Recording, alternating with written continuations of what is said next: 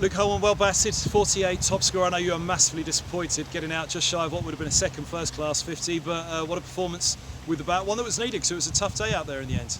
Yeah, it was certainly attritional to say the least, and blokes got in and set up a platform and just happened to not quite kick on really, but nevertheless I think 250 is a competitive score for sure. There's enough life in the wicket for seam and spin, whether that's bounce, a bit of extra bounce, or some lateral movement, so there's enough to play with there for sure. You probably looked the most at home out there actually today with Middlesex batters, because I was going to say everybody got a start as you pointed out there, but nobody particularly looked in. Perhaps Stephen Eskenazi before lunch looked one of the most settled at that point, but until you were in yourself, it was a day where, as you say, was it the seam movement off the surface? There were a couple that threw shots early as well, and where you're closing that face for a leading edge, I'd expect also. Yeah, there's certainly a bit of seam movement in there, slightly from a back of a length, or slightly fuller of a back of a length, and it's not really a drive wicket. If you're looking to drive, you're asking for trouble really.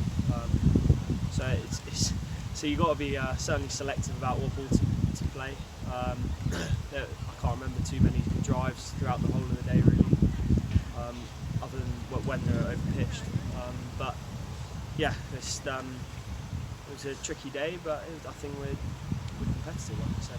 Probably not quite the first innings total that Middlesex on winning the toss would have liked. However, it's not a disaster. It's a couple of batting points, and crucially on winning the toss today, part of that is Derbyshire batting last on a pitch that, as you say, was turning. And even before lunch, there was a few interesting balls for the spinners. Yeah, for sure. It's starting to deteriorate. It's starting to deteriorate already. Sorry. So yeah, come fourth innings, it'll be interesting to see how it's going to play and what it's going to be like. But for sure, like I said, I think 250 is competitive. Of course, we'd have liked a few more, but we're well in the hunt with bowling that we've got, so we'll go from there. Is the key early wickets tomorrow, because it isn't a pitch where you'd want to concede a sizable first innings disadvantage? You know, batting first, that you might lose a few before lunch on day one, which is what happens. But equally, you don't want to concede too many in that first innings. Yeah, for sure. We're just going to play it by ear, really. We'll have a clear plan what we want to do, but I think certainly the mantra for tomorrow is just certainly patience really.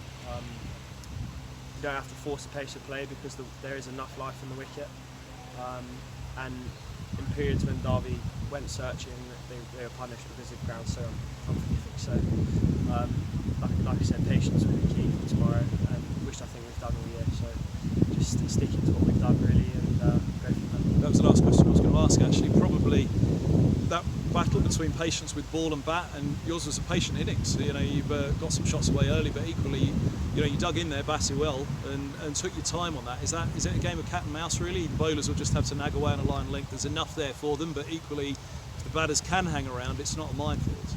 Yeah, absolutely.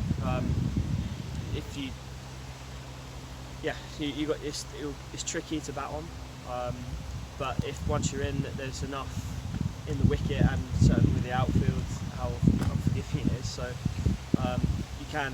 It's not really kind of a 2 or 3 scoring ground. It's either 1 or 4 really. So yeah, we've got a lot to use in that wicket, and certainly be an exciting day tomorrow to try and keep them to as minimal as possible. Thanks for your time. What about it today? Cheers.